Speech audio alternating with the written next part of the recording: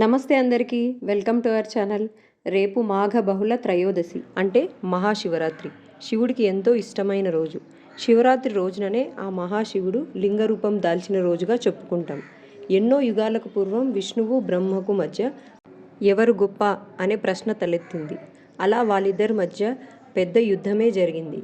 అది ఎన్నో యుగాలు అలా కొనసాగగా ప్రపంచం మొత్తం కంపించిపోయింది.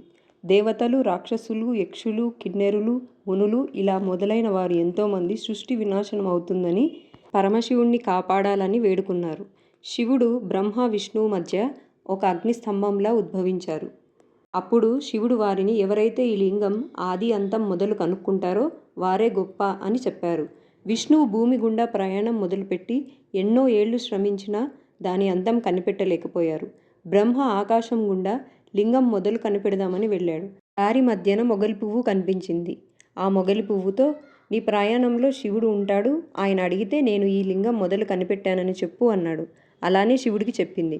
వెంటనే శివుడు నువ్వు పూజకి పనికిరాని పువ్వు అవుగాక అని శపించాడు. రెండవది ఆవు కనిపించింది. ఆవుకు కూడా తను మొదలు కనిపెట్టినట్టు చెప్పమన్నాడు. అలా శివుడు అడగ్గా తల అవును అని, తోక కాదు అని సమాధానం ఇచ్చింది.